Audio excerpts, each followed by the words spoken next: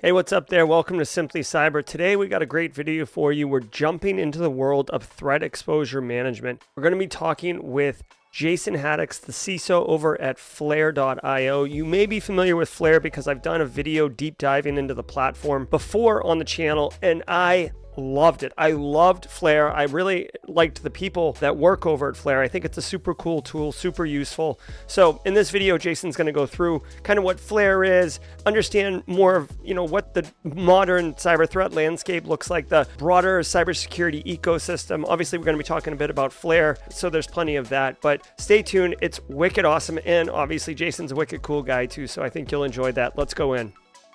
What is Flare? Flare is a cyber threat exposure platform, basically, and what that means is that it's a platform that houses both CTI data, cyber threat intelligence, and it also houses a vast collection of credentials that are leaked on the dark web from different places, from websites that get hacked to people's personal computers who get malware on them and they end up for sale on the dark web. If you live in this world, you really understand that there are levels of kind of the criminal underground and kind of how adversaries sell credentials. There's places where you can get them really easily for hardly any money, and then there's also places where you can go and spend a lot of time and get ingratiated into communities where there's more fresh data, where credentials are sold for access to target specific companies, things like that. So they house all that as well for not only your defense, but also teams like mine. I do red teaming, and so they basically let me use that data set to run really accurate red team assessments, really mimicking an adversary. How does the Flare platform address the challenges of an increasingly complex threat landscape? So your traditional technologies, you'll see them all over the floor, at a place like Black Hat or, DEF CON or something like that. And they are your first line of defense sometimes. But really when you look into the breach data of real companies and how initial access starts, most of the time it's a credential that's, like maybe you have a laptop at home that then you got asked to work from home from it, and your kid had downloaded, a Fortnite crack or a Roblox, cheat or something like that unknowingly, or maybe a movie or a torrent. And so really these credentials, those machines get infected with stealer malware, and then they end up on the dark web being sold in places like Telegram, WhatsApp, Discord, or you use a website and you use a normal password, but you reuse that password across a whole bunch of other sites. One of those sites gets hacked, and then that password ends up on a breach dump on the internet, right? And so really the initial access for the attackers is the first step before even looking to do a technical hack that those solutions would address, is just seeing if they can find a credential to get into your infrastructure.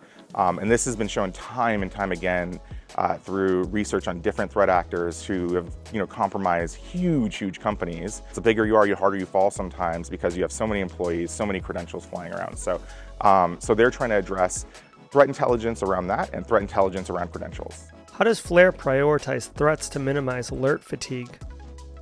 That question, what you're going to focus on in a technology, it can be so hard. Alert fatigue you can buy a solution, and even the people who promise you the world, you can spend all your day trying to configure it and trying to make sure you get use out of it, right? I think that Flare's platform really kind of cuts through all of that. The GUI, the system that you work in to expose the credentials and expose the threat intelligence that's for your organization, it's KISS, it's keep it simple, stupid, right? Like you put in your company domain, and then pops out, hey, here's a list of email domains that have been leaked in these data sets.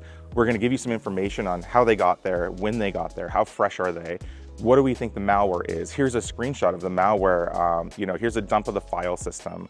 But it's really actionable. It's a reason why I gravitated towards Flare before becoming their field CISO, was I used it as a customer. So I think that it's more actionable. I think that they're doing some amazing stuff too to correlate. A lot of their new AI features in the platform will be able to analyze the terabytes of data that they're pulling from the dark web forums, from the chats themselves inside of Telegram and Discord, from all these other CTI kind of areas. They just have one of the best research teams that I know of to get all that data.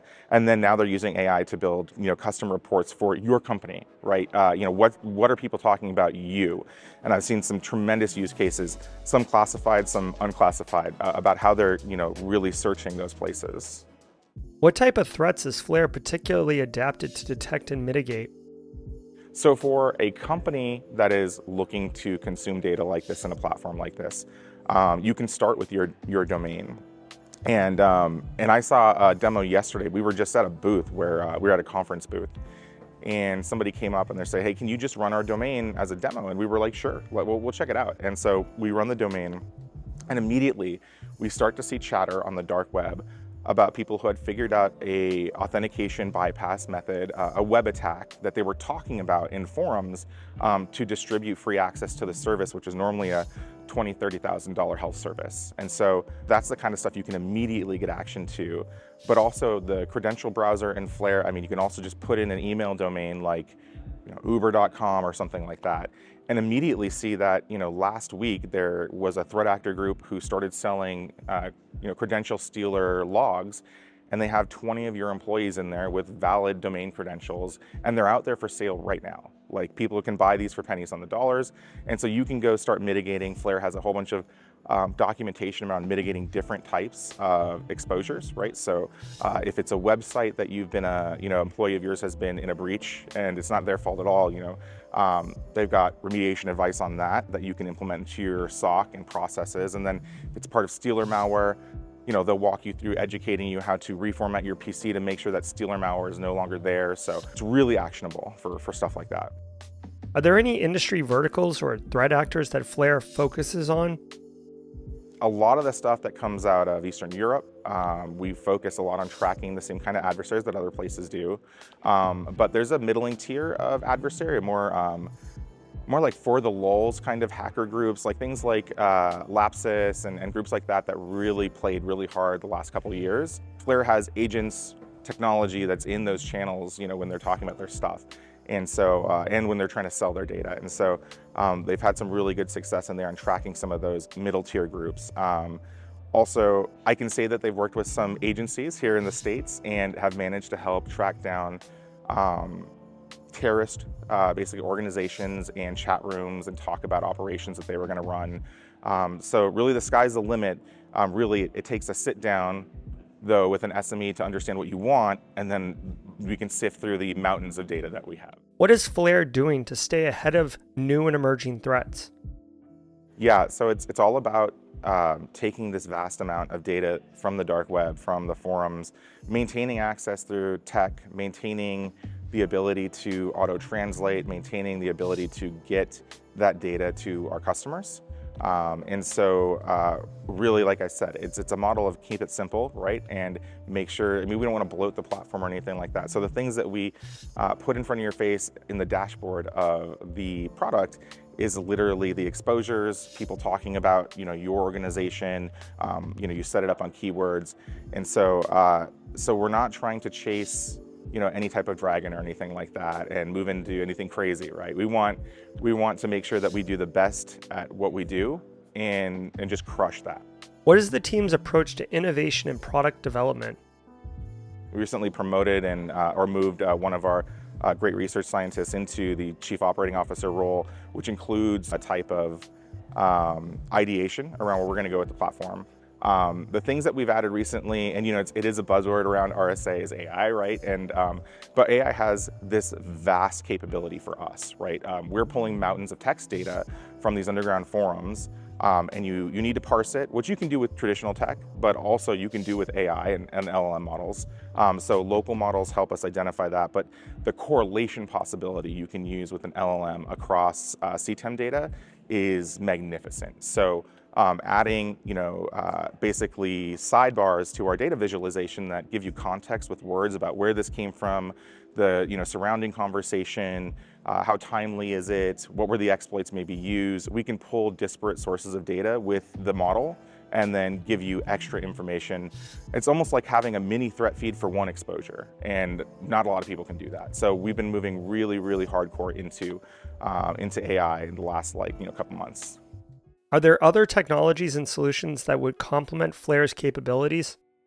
Flare as a CTEM product sits inside of the blue realm, inside your organization. So you're going to have table stakes too, like your traditional CTI, if you're going to, do something like that, an alert feed maybe. But we've tried to make the platform holistic for blue teamers that they can get a lot out of it. You're never going to be able to supplant like your assessments. You're never going to be able to supplant core parts of your security policy and program. We have a lot of red teamers, and I was a previous customer of Flare's, and that's why I went to them. And basically, I was doing red team assessments, and I wanted to mimic, a real adversary, right? And the first thing I said, like a real adversary, is going to go look for credentials of different types across the different places. And there is actually like a ladder of ease that they go through to do that. First, they look, on public pastes, then they look on open websites and breach dumps. Then they look on a little bit harder to get access to things like Telegram. So as a red teamer, I wanted to purchase Flare so that I could use it in my campaigns and really mimic a real adversary. And then I didn't work for Flare yet, and I saw how great the data set was, and at 5 out of 6 of my last red teams, when I was at my previous job, were initial access was gained by a Flare credential. Flare, I think, is one of the only people, is very special. It works with red team companies as well, not just companies to consume the CTEM data, but also red teams who want to use it to help their customers as well. And I think that's a very special model because not a lot of CTI companies or CTEM companies allow anybody to do that. How can Flare best serve small businesses? So a small business actually has a relatively still sized attack surface, right? And so, it's usually about how many employees you have, about how many credentials are out there, about what kind of target you are, especially fast growing small companies. So it can work for small companies. You put your domain in there and you can see what's out there. Flare also can grab assets. So we have a lot of asset identification. So if you have shadow IT out there on the internet, it can identify servers that are out there, cloud, stuff like that. ASM is very close to the CTI kind of world to understand what you have. But it really shines across the whole board, but it can really, really be impactful for a big company who has had a lot of mergers, acquisitions. They don't really know what their IT kind of perimeter is. They've had a hard time transitioning from when we went into COVID, everybody went to work from home and then comes back, or people are hybrid. That creates a lot of credential sprawl and a lot of opportunity for credential loss. And so it can really help companies like that shore up those defenses, yeah. Where can people learn more about Flare?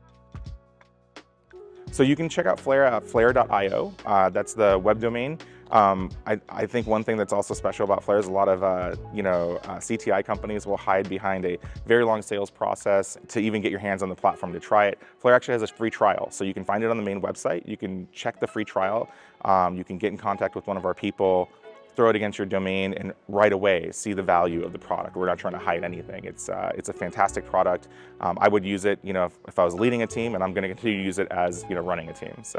So that was a comprehensive look at Flare.io with Jason Haddix. I don't know if you're feeling intrigued. If you are, go check it out. I think it's super cool. If you want to go a deeper dive and see kind of the features and functionalities of the platform, a much more of a technical hands-on review, check out my dedicated video. I'll put a card right here, so you can see it and click through. I break everything down and show you what's really cool, including like the Telegram channels, the Redline info stealer dumps, and etc. It's super awesome. Thanks so much. I hope you enjoyed the video, and until next time, stay secure.